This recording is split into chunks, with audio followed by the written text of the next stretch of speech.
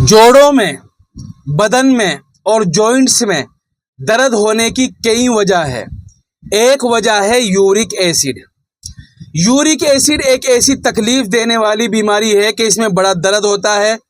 मूंढों में भी हो जाता है, हाथ में हो जाता है, पाँव के अंगूठों में हो जाता है, एड़ी में हो जाता है, जोड़ों में हो जाता है।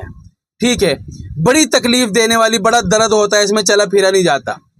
सबसे पहले तो ये समझो कि यूरिक एसिड बनता क्यों है, ये बीमारी होती क्यों है। एक केमिकल होता है एसिड हमारी बॉडी में। ये बनता कब है एसिड? जब बॉडी के अंदर प्रोटीन टूटते हैं तो टूटने के वक्त में ये केमिकल बनता है।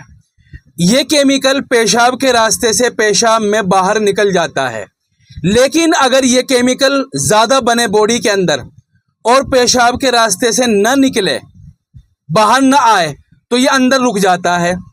अंदर रुकने के बाद फिर ये गड़बड़ कर जाता है। अगर ये गुर्दे में चला गया तो गुर्दे की पथरी बन जाएगी, पित्ते में चला गया तो पित्ते की पथरी बन जाती है, और जोड़ों में चला गया तो जोड़ों का दर्द हो जाता है, और पाँव में चला गया, एडी में चला गया, घुटने में, उसमें टखनों में चला गया, तो अब ये यूरिक एसिड बन जाता है।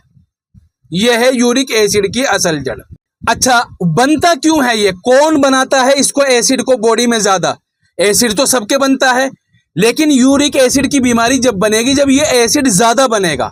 बनता है सबके, लेकिन बीमारी कब होगी? जब ज्यादा बनेगा। किस चीज से बनता है? एक तो बनता है ये मीट से और गोश्त से।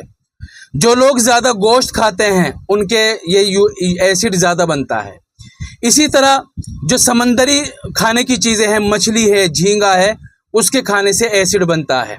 इसी तरह मीठी चीजें ज्यादा खाने से भी एसिड ज्यादा बनता है। ये बुनियादी वजह है, ये बुनियादी वजह है। तो अगर आप यूरिक एसिड से छुटकारा पाना चाहते हैं तो ये चीजें कम से कम खाएं। मैं एक दवा बताता हूं जो आप घर पर ही तैयार करें। इंशाल्लाह बिल्कुल बॉडी डिटॉक्स हो जाएगी, एसिड बिल्कुल निकल जाएगा, यूरिक एसिड खत्म हो जाएगा, जोड़ों का दर्द भी खत्म हो जाएगा। एक घरेलू आसान नुस्खा बताता हूं कि 1 कप पानी ले लो, गर्मा गर्म तेज चाय की तरह। उसमें आधा नींबू निचोड़ ले और 1 चम्मच शहद डाल ले। अब इसको चाय की तरह पी ले। दिन में 1 बार भी पी सकते हैं, दिन में 2 बार भी पी सकते हैं, सुबह शाम।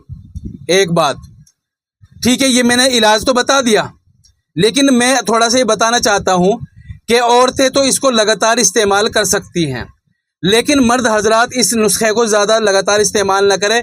10-15 दिन इस्तेमाल करें, फिर 10 दिन छोड़ दे, 10-15 दिन इस्तेमाल करें, फिर 10 दिन छोड़ दे, क्योंकि लगातार इस्तेमाल करने की वजह से कमज़ोरी आ सकती है। वही वाली कमज़ोरी जो मैं बताना चाह रहा हूँ, खुल के बताने की ज़रूरत नहीं, बस मर्द हजरात समझ सकते हैं।